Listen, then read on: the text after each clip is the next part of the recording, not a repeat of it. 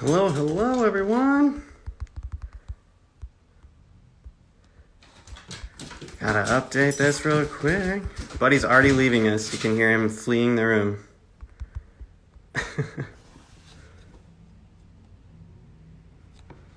Ay, ay, ay. Bye, buddy. We tried. Bye, buddy. Go find your other dad. Ay, ay, ay. Well, hello. Welcome back. Good to see you virtually again. I thought it'd be fun today if everyone would just pop in the comments where you're watching from. And perhaps what brought you online today. We'll be bringing Ryan Richardson in here in just a couple minutes, but I thought it would be fun just to see where you're all watching from and try to figure everything else out in here. All right. Oh, great. Someone's shouting out other nurses. I love that. Watching from Denver, San Francisco. Fantastic. New Jersey. Amazing. Evansville. I'm excited to have Ryan Richardson in today. I loved having her on the campaign trail. And I have a ton of questions that you submitted on Twitter and Instagram. I think it'll be a great conversation. But the thing I've been loving about these conversations is just how we sort of don't have an agenda. And I've appreciated having these authentic conversations with people that we all know, or most of us know, and then other folks on the campaign who you might not have gotten a chance to know, who I think are just brilliant, amazing people. And I want to share them with the rest of you because they made life so much easier on the campaign trail. They're also just remarkably talented human beings. And you know, while we're all sitting here in isolation at home, I thought it would be a great idea just to share them with you. We didn't go live on Monday and Tuesday. Just to be honest, I wasn't feeling it. I was just a little down, and I think it's okay to just, you know, collect your energies, and like we've been talking about, just trying to be okay, being okay, and enjoyed spending a little bit more time focusing on home and on the dogs, hanging out with Peter and cooking dinner. So ready to jump back into some conversations this week. Ryan's fantastic. We're talking with Stefan tomorrow, who did fantastic things on the campaign. So I don't want to waste too much of our time, but just want to say it's nice to have you all here. Again, thank you so much for watching from all over the country, and it seems like all over the world. We'll jump in, we'll bring Ryan in, and hopefully we'll have a great conversation today. Let's try to bring Ryan in.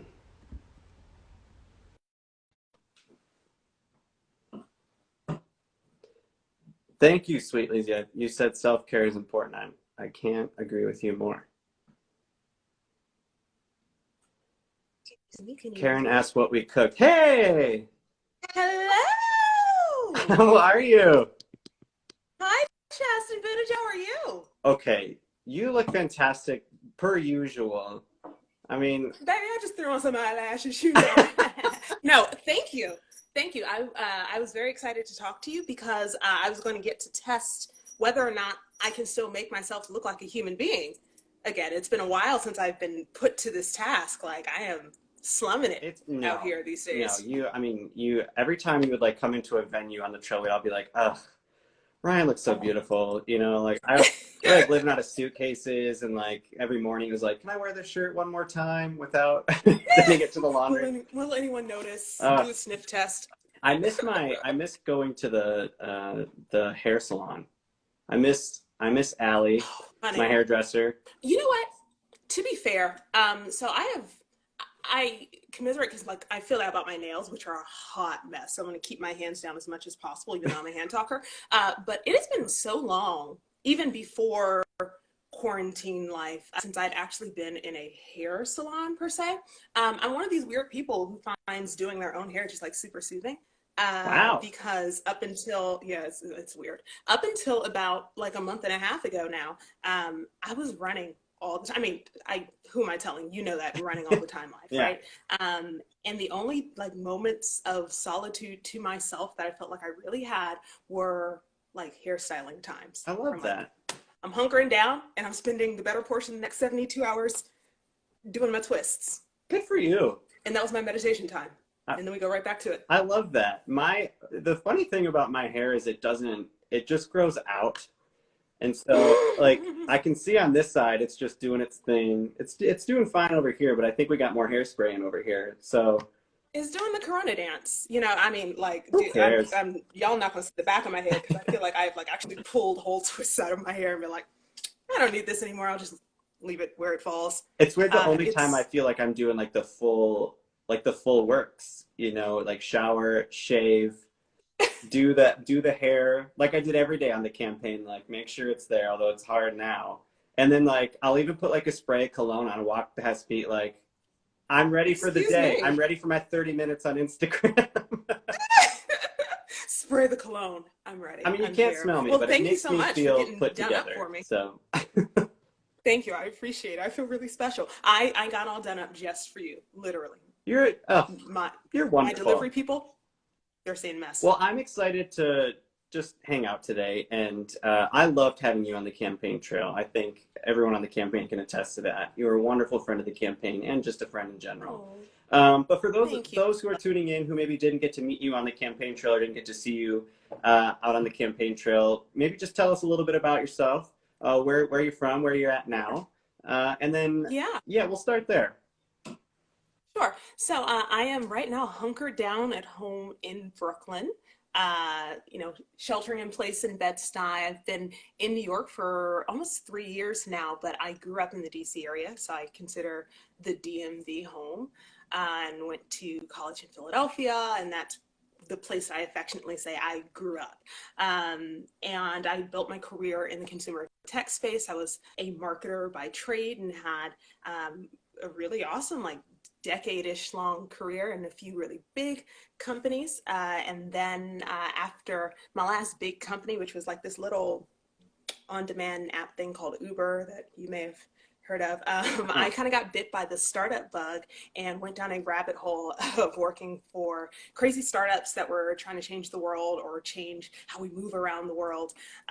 And my professional experience kind of in this tech industry was like super fulfilling and super fun because I loved my job, but also kind of highlighted or underscored to me what I think was probably my greater purpose. And it wasn't like marketing tech companies. It was, you know, thinking about how we use tech to better empower like historically marginalized people.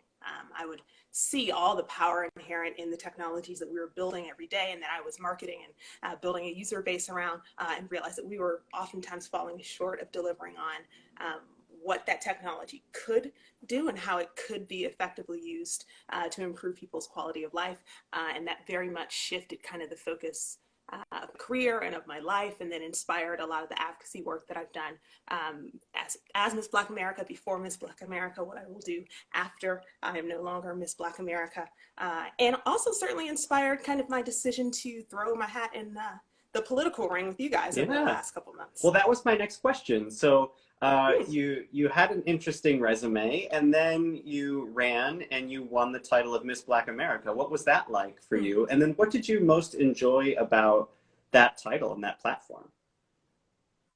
Let's see. So I had competed in other pageants when I was younger. I remember I was going off to college and I was going to a private university, and I needed money to pay for this university. I had a few scholarships from college, and I remember my parents looking at me like, "We saw that tuition. What you doing?" And I needed to figure out a mechanism to fund my education. So I started competing in pageants actually to raise scholarship money, and did that all throughout my collegiate career, and realized that what started as a means to an end to get some scholarship money had kind of become my new sport, All right. right? Like, I grew up a competitive athlete, and by the time I went off to college, I wasn't playing a sport anymore. And then I realized I was playing a sport. It was actually pageants. And I shelved that sport for a little while as I was building my career, and came back to it many years later, because I had a girlfriend who was Miss Black America the year before me, and she was getting ready to give up her title. And she reminded me that the year that I competed was the 50th anniversary of the Miss Black America pageant. And it's an organization that was started in 19 or founded in 1968 with the intention of creating a platform for women of color who were at that point explicitly excluded from, you know, Miss America and Miss USA. Whatever you think about pageants, you know, in the 50s, 60s, 70s, pageants were very much in your pastime for women. So for Black women to be explicitly excluded from those was significant. And my girlfriend, who was reminding me, this is the 50th anniversary, and hey, I know you went to college and funded a lot of that education with scholarships from pageants, and you always talk about how you learned such from pageants and built so much of the woman that you are today because of pageants. Well, by the way, that wouldn't have happened without Miss Black America. So she effectively guilted me into competing for Miss Black America at a point when I was not interested in competing in pageants again. And I dragged my feet and took forever to make the decision to actually do it. And probably like 2 weeks before this pageant, I went in my closet to see if I could even fit anything that existed from my old pageant wardrobe, and I could brush off some talent repertoire piece and string together a competition package. And off I flew to Kansas City. Wow. Hoping it went well, but told no one just in case it didn't, and ended up winning Miss Black America. Wow. Yeah. Wow. I see a lot of people So jumping on the comments. It's been an experience. It's just incredible. And obviously Buddy agrees. So, and then you made your way, you found Pete for America. I believe you just happened to randomly run into Pete at an event, right? Mm-hmm. Yeah. So I spent, let's see, I talked about kind of going down a startup rabbit hole. Early last year, I was kind of rounding out my time at my last startup and just felt like I wanted to do something different. And I had every intention of like building out an incubator for social equity focused tech startups. And I thought first, before I do that, I'm going to go on the road, for a few weeks, do a couple talks, pop up at a few conferences, and use that as an opportunity to build relationships with potential investors for, my cohort companies, build kind of an advisory group. And that few weeks of talks turned into like 7 months on the road nonstop. And Pete and I crossed paths at one of the events that we were both attending, which was the Congressional Black Caucus's annual legislative conference in DC. And I had been speaking that week, and then they have this big gala every year, the Phoenix Awards. And people attend, lots of people attend, and there are lots of presidential candidates who are there. And I was with a girlfriend of mine, and we were just kind of mixing and mingling. And actually, Jose, who was on with you last week, kind of came over and tapped me on my shoulder and introduced himself. And he goes, "I'm with Mayor Pete Buttigieg. Would you like to meet him?"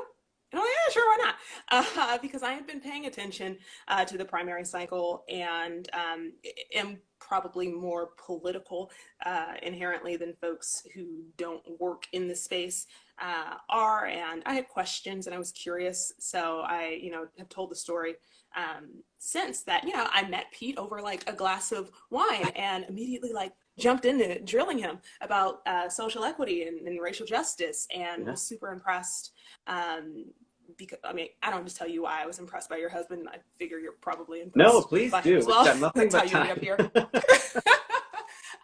I was super impressed by him, and I found him to be really thoughtful and possess a certain kind of insight about these concepts of like social equity and racial justice that are so important to me that I had not heard from a politician before. I had certainly never heard, frankly, from a white male politician anything that sounded like this, and I appreciated kind of his honesty and kind of the earnestness that he came into that conversation with. And it stuck with me enough that I was like, I'm going to internet stalk Pete Buttigieg for the next couple of months and learn everything there is to know about him. Wow, you and I both.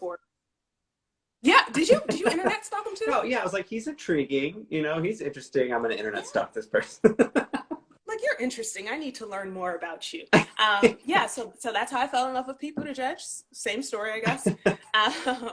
And then months go by, and I suddenly reappear and decide, at the end of last year, that I wanted to be more involved in this primary process. That there was an imperative in my role as Miss Black America, but also as someone who just frankly really cares a lot and is invested in the position of historically marginalized people. I had this responsibility to do something here because I didn't like what I was seeing kind of in the primary race. So I reached out to the campaign and said, I'd like to help. What can I do? And the rest is kind of history. Well, I'm glad you joined our team. I loved having you on the trail. Just like I was saying with Jose, you got me in a lot of trouble backstage as well. The two of you.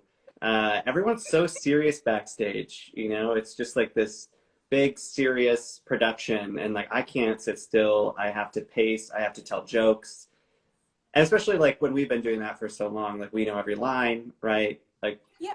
we know when to. You're like, I know how this is Yeah. gonna go. But I loved having you backstage. But someone had a question on Twitter. What was the most memorable or perhaps cherished moment from your time on the campaign trail?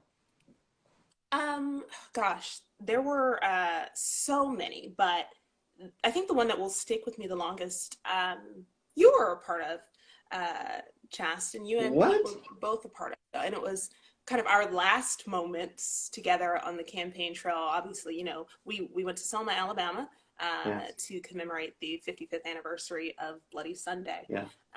and together we marched arm in arm with, you know, our civil rights leaders and icons across the Edmund Pettus Bridge to honor um, folks who made such enormous sacrifice for me to have the privilege to do what it is I do now, right?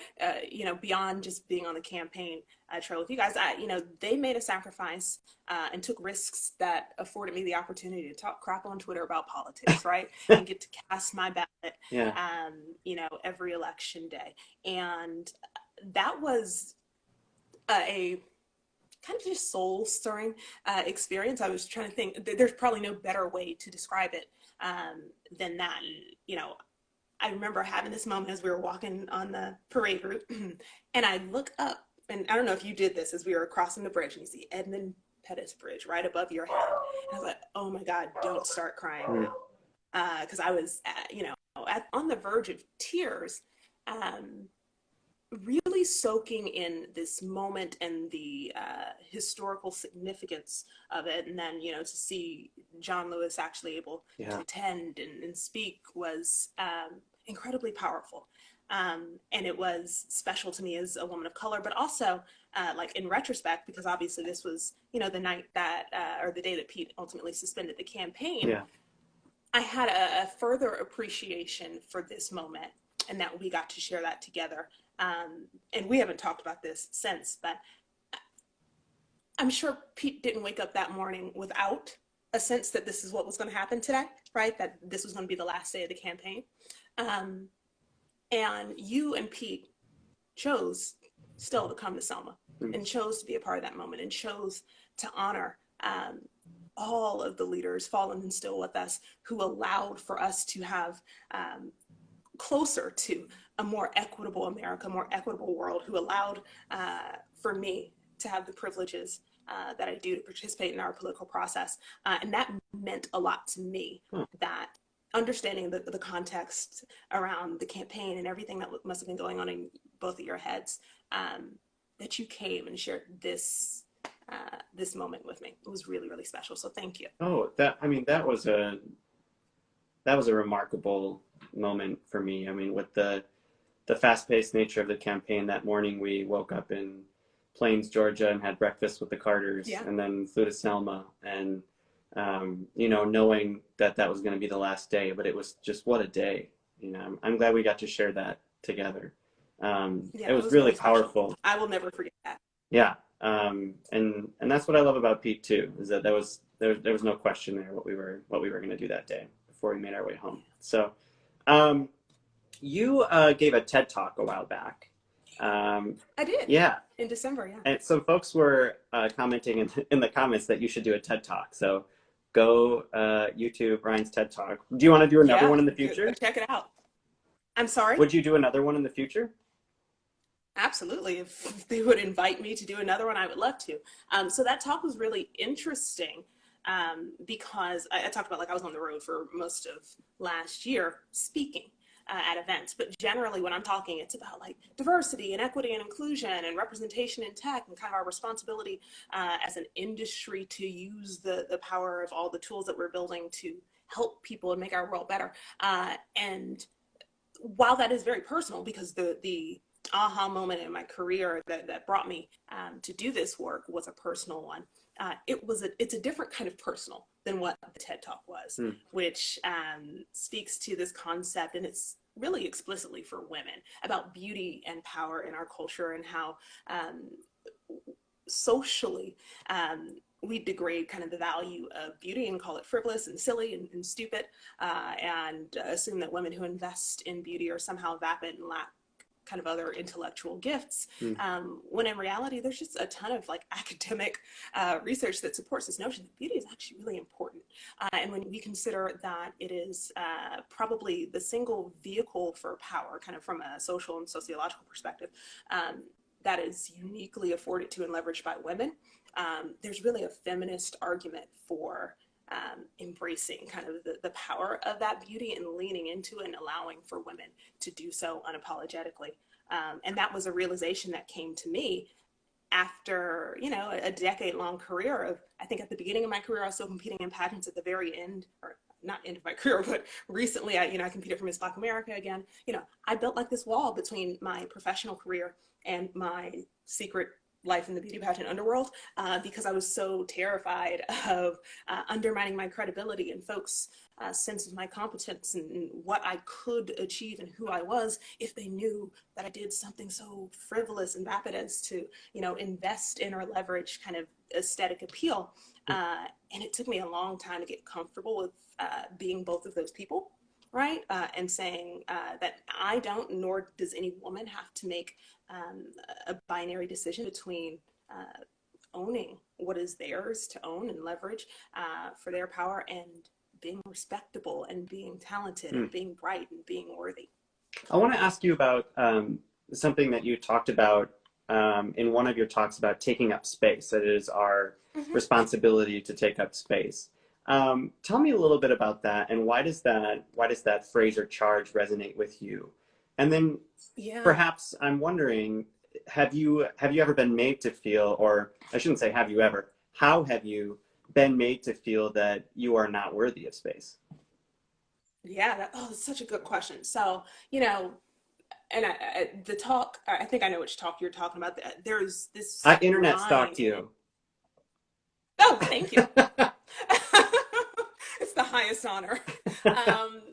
There was this line in it that was almost kind of like an afterthought when I wrote the speech, but I realized it's really the center of the message. And I was speaking to women in particular because of the event, but this applies to women and people of color, and LGBTQ folks, and frankly, anyone in a marginalized group that sits outside of kind of the predominant majority. But it's women are taught, you know, or that we are taught as women, like, to be us, to be a woman is to be small, you know, to be anything other than, frankly, a cisgender, straight, white man of means just to feel lucky, right, to be here, right, to have the privilege to exist in space, but know that you better not occupy too much, because if you do, you'll be reminded that you're not really welcome to or entitled to be here. It's a favor that you are.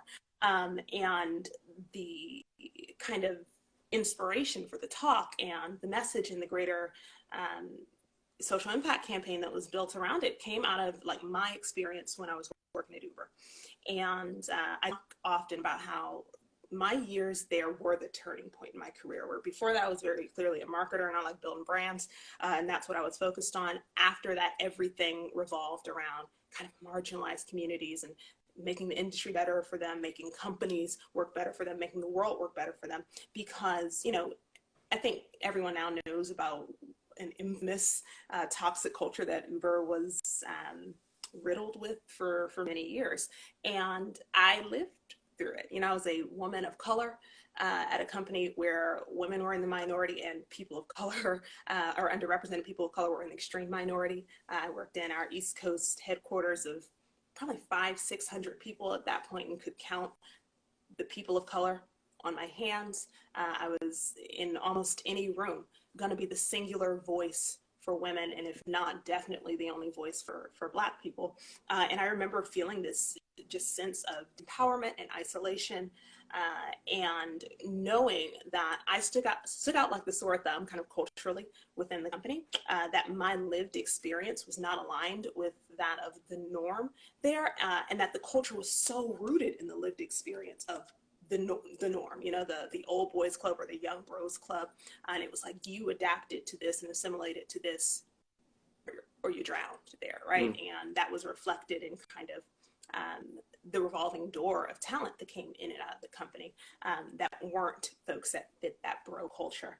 And I realized like what I did as a coping mechanism while I worked there was not something I had been raised to do, was not something that my mother and father had taught me to do, was probably counter to everything I thought I ever would do until I was faced with that challenge. And that was, I started to shrink myself, right? I started to shrink myself and mute myself and put my head down and just try to get the work done and go unnoticed, right? Because if I could hide in plain sight, then I would not poke the beast, right? Like I wouldn't provoke the ire of the predominant culture that really was not inclined to include me here, but would leverage my talent, leverage my labor, and remind me that I'm lucky to be there.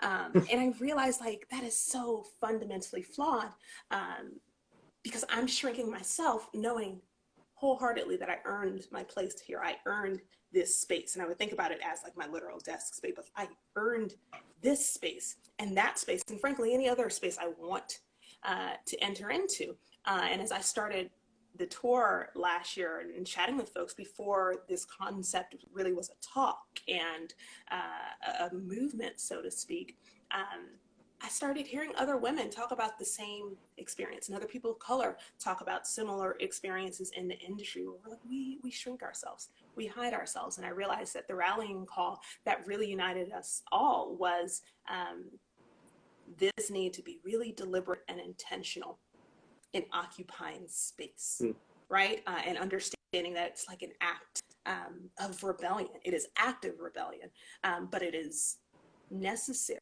It's required, you know, if not to carve out the space for ourselves, and certainly to ensure that the other folks who look like us and experiences are more aligned with ours that come behind us will have some space to exist in when they get there. Thanks for that, and thanks for sharing that. It's really powerful. I'm just thinking like it's hitting really deep with me.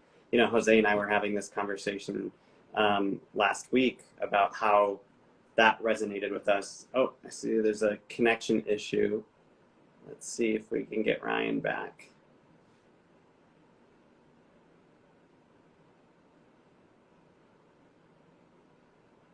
This is a remarkable talk. So glad that Ryan is giving us this time today.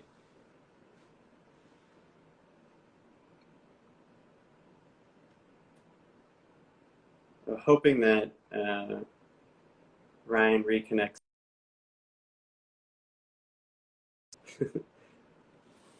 Here, let's try reconnecting with her. I see a lot of folks in the comments talking about how this talk is resonating with you, especially that idea of earning space. There we go.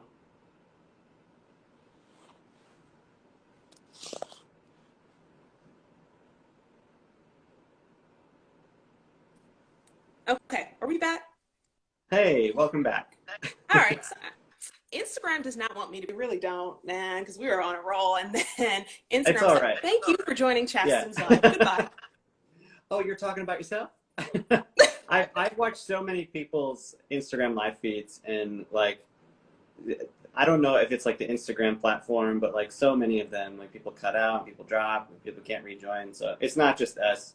And I mean, you know, we'll make if nothing else, right? I was thinking about like not who coronavirus is good for. It's good for no one. But what who quarantine life is good for and giving like their moment to shine. And Instagram is definitely among them. Like everybody's got a live going on. There's all kinds of content and programming. I think to some degree, like we're just like taxing the system. We're like, yes, we are. But whatever. It's great that we can stay connected. You know, it's physical distancing. We can still be social. We can still be connected. So I want to jump back into what we were talking about before the interruption. Yes. Jose and I were discussing something very similar last week, and with this conversation of taking up space and sort of trying to assemble ourselves into a person that makes other people more comfortable rather than, you know, standing with our shoulders tall and like living in our own identity.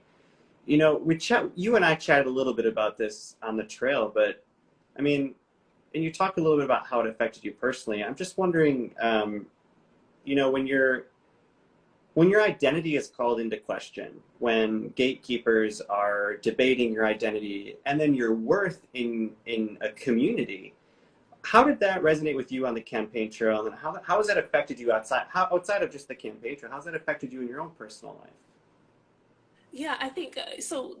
The way that it has affected me, and I think affects so many of us in kind of underrepresented communities or historically marginalized communities, is we start to frankly adapt ourselves and the way we live and the way we move to optimize for kind of like the to live in this performative manner, right? We Yeah. optimize for kind of like the external gaze, right? You know, am I suitable enough? Am I palatable enough? Am I enough?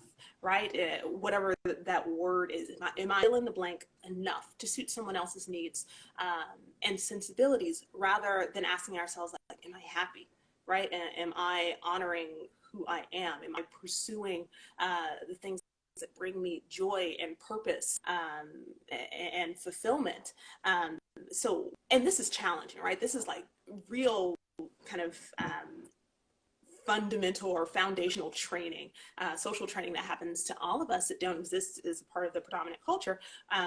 We learn to see ourselves or live relative to how someone else sees us, right? And that is really difficult to unpack. And I would lie if I told you that I have mastered, but I'm mindful of that. I'm mindful that I was trained to do this. And I have to like affect.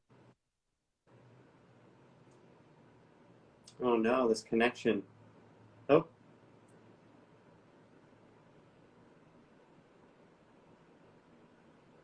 oh no. Ryan, if you can hear me, we can't hear you. Can you hear me? So I think our connection is, yeah. So that we're gonna,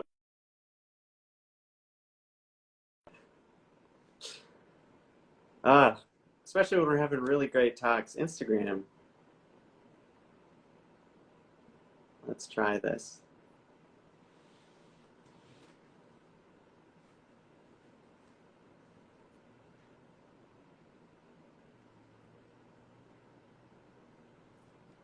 Hold Are you on there? now. Can you hear me? Okay, this I connection is can. Yeah, ghetto. I'm not feeling it. it, Like, this it connection hates is us. so 2020 right now. Oh no. Oh my Okay, gosh. there you And are. I am Okay. actually, hold on, let's, So, okay, um, I think we're good. We good. thanks for sharing that, and for being willing to be vulnerable. We've been having some pretty heavy conversations on the live stream I'm recently, just like and I think throwing that's that's all right. I think it's really important that we have these conversations. Um, a question was submitted on Twitter that I think is really powerful, and without going into too much punditry, the question essentially says there were so many discussions and issues centering on race in the 2020 primary, and white allies didn't always get it right. How do we do better? Oh, okay. It's a great question. So I'm going to answer this personally, and then I'm going to answer, I don't know, academically. So the first thing I will say is everything I'm going to say here is a reflection of my lived experience, and I'm only one Black woman, right?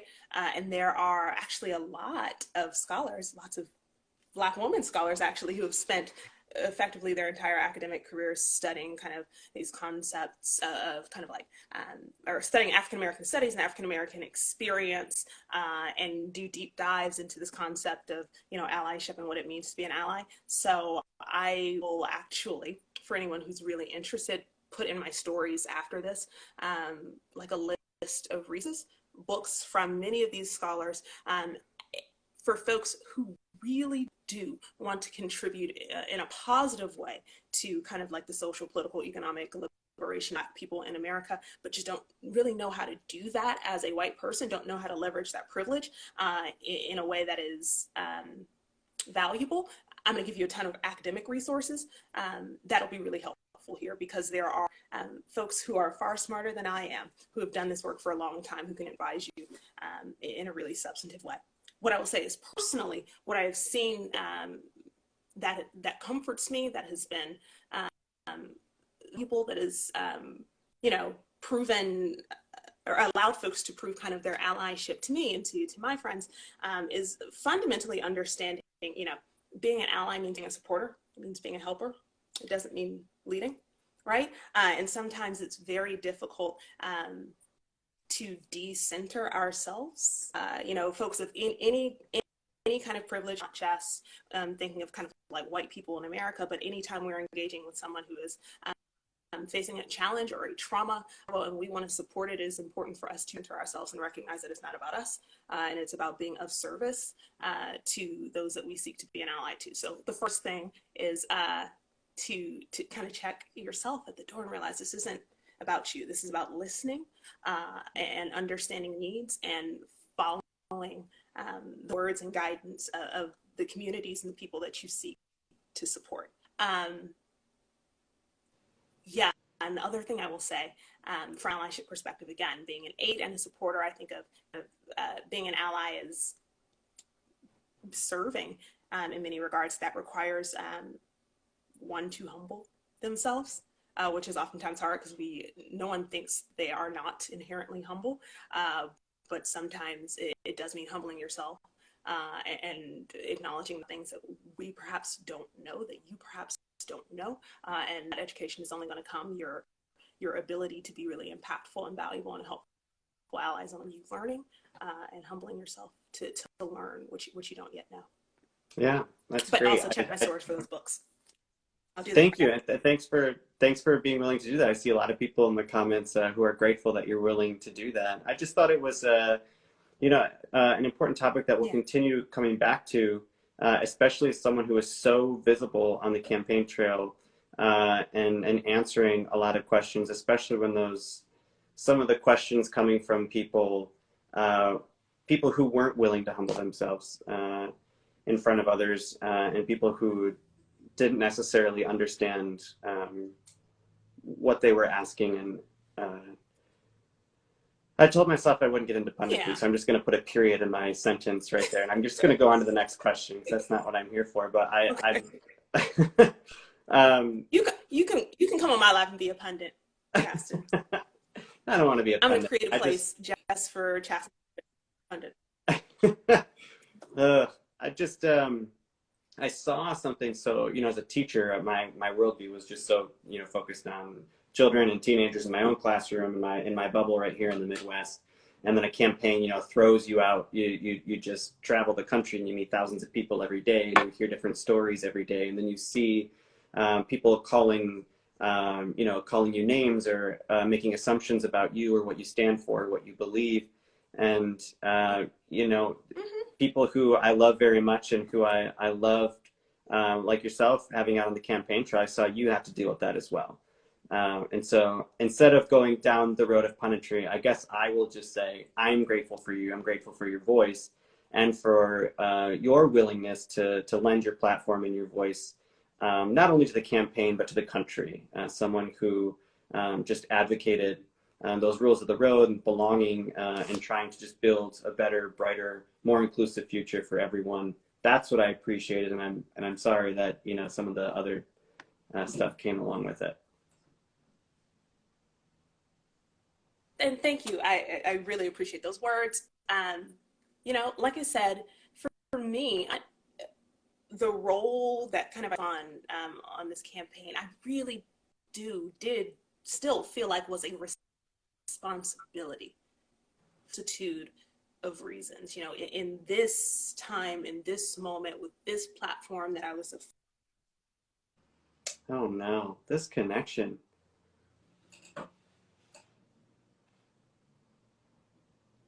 Oh dear. Instagram does not love us today. All right, can you all hear me?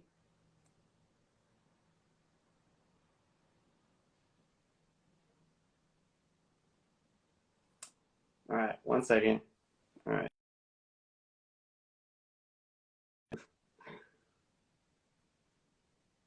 Okay, let's try this one more time. I know we got to wrap up anyway. We're running over time, but we're having a great time, so do it one more time.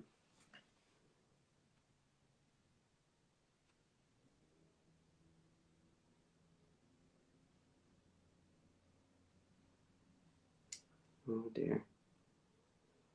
What a day on the gram. Okay, this is really I'm it's telling getting it's getting. It's like Now Instagram is listening and they're like, are you saying something important? you dropping too many gems, girl. Please leave and post a dog picture. You're gonna have to stop. Oh, I should. I'm gonna start posting pictures of my dog. People don't even know I have a dog. You have a dog? He's a Bucky at the boxer. bottom of my staircase here is whining that he Yeah. know it's after 3:30.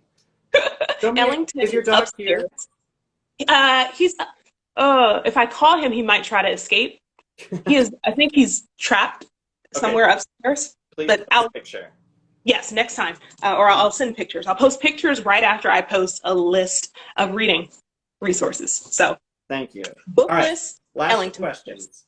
A lot of people are wondering, would you ever consider running for office yourself? I have gotten this question in my DMs probably every single week since February.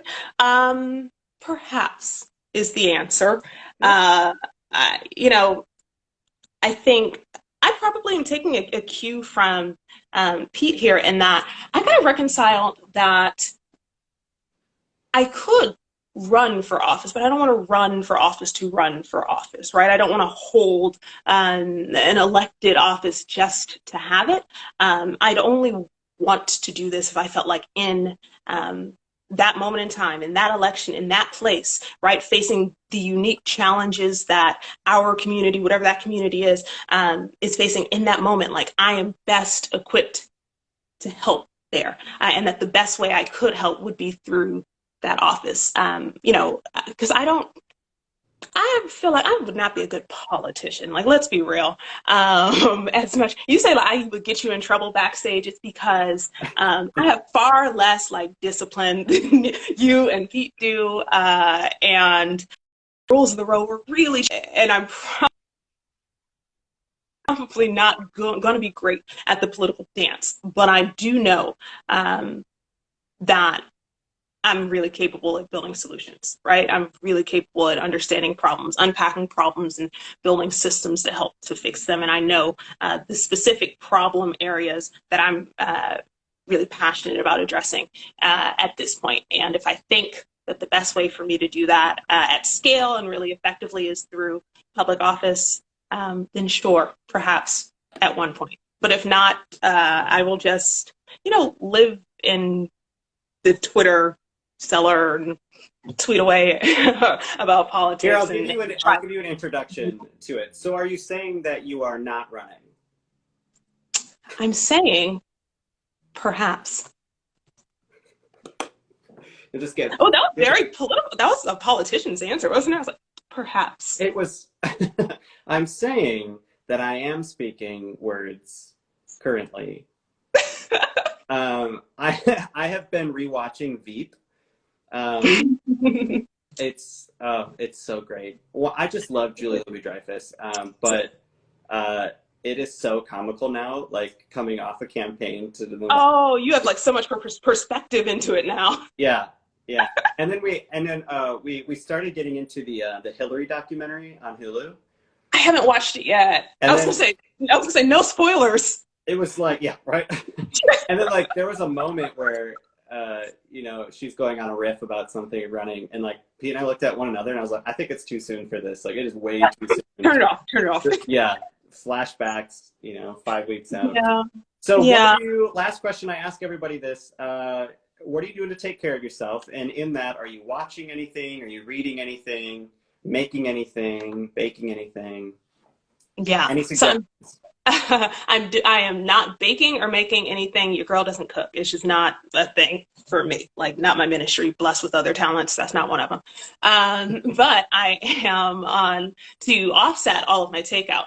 Or delivery food. I have actually been exercising so much. It's offensive. Like, I think I had like a rough day yesterday and I was like, I need to do Pilates for 2 hours. I don't know why, but I just did like mat Pilates for 2 hours and I felt much better after that. And I find that I've always known this because I have severe ADHD, and my doctor told me that regular exercise actually does help cognitively and helps to focus me. And that's certainly been the case during quarantine life when a million things are floating through my head at all times. And I just really need to center myself and be able to focus on something that's productive. I find that knocking out, some exercise is really helpful. The other thing that I've been doing is I've watched Netflix, like all of it. I've watched Netflix. I watched the Netflix. I watched the Netflix. I completed Netflix, and moved on to like everything else that's on demand. So I finally binge watched the last few episodes of this final season of Modern Family. And Oh, did you cry? Like, did you watch? I I like have not saw. watched it yet, but I know it's gonna get everything gets me in the feels. So yeah. Oh, dude, I was like, I don't cry. I'm a G. And I'm sitting there like, oh my God, Mission Cam. So that was fun. And what else am I watching? Oh, and Little Fires Everywhere, which is Reese Yeah. Witherspoon and Kerry Washington's Okay. Hulu thing. Like I said, I did the Netflix. Now I'm working through Hulu series. I'm all caught up on, so I think there are 2 more episodes, and I'm looking forward to those. So Man, watching lots of things, documentaries, TV shows, movies, and doing Pilates. I It's love it. great. I love it. Well, I hope you continue to take care of yourself. Thank you. You Healthy, too. happy, sane. So good chatting with you. I hope I get to see you Likewise. when all of this I know. returns. I know. Uh, I miss seeing your face. So we need someone to run for something, and let's just follow them around. no, we don't. We just need a brunch. Or that. Yeah. Oh, wait. I didn't get to ask you a question, and I have one question, even though we've run over Oh, time. you got it. I just have to get to my nothing. I hope you don't have to like go to another event right now. Don't have somewhere to be. So, what is the first thing, Chasten, that you will do once Corona quarantine is lifted? Like once the world is open for business again. Oh What my are you doing? goodness. I'm gonna go home. My hope was when the campaign came down that I would Pete and I would take like the vacation of a lifetime. Mm. So I guess I hope we get to do that. And we didn't, he did he did Kimmel and then we went home. So good. We had like quite the vacation plan. I want to say we, like I had the vacation lifetime plan. But then my hope was to go see my friend in Alaska and go see my friend in New Ooh. Zealand, and just like travel and see my friends and like go spend quality time with my friends and my family. Mm-hmm. Especially go home and see my family in Michigan, Yeah. which we haven't gotten to do. So I just look forward to seeing all those people that I love so much that I didn't get to see for, over a year. Yeah, And so, absolutely. the weird thing is Yours is like, so much nicer than mine. So you're like, I'm gonna go see people and go. I'm like, I'm going to a brunch at a place that has a patio and bottomless mimosas. yeah, that sounds really First good things too. first. That sounds really good too. Like I don't know, like the cocktail hour here in isolation, it's not like as exciting as it would be with like a group of good friends. I don't Oh yeah, it's a little sad, right? Like my solo happy hours, you're like, this might be the start of a problem. know. But Yeah. quarantine. Ryan, it was so good chatting with you. Good to talk to you, love. So good to see you. Thanks for everybody joining us. Say hi to Pete and your parents for me. I I love will. them all. Of course I will. I think Pete's downstairs building a bookshelf. Of course he is. Of course he is. Yeah. Of course. All right. Much love. I'll see you soon. Bye. Bye-bye. All right. Thanks everyone for sticking around today. It was a long chat, but a great chat. And we're getting into a lot of topics that I think we need to continuously cover and dive into because they don't get talked about enough. And now we've got time and we've got the space. And I just really appreciate everyone coming along and submitting your questions on Instagram and on Twitter. And just remember, it's physical distancing, not social distancing. So make sure you're checking in with the people in your life that you love on FaceTime or Zoom or Marco Polo. And don't forget, and I know she's watching, call your mom. Bye, everybody. See you tomorrow with Stephen Smith.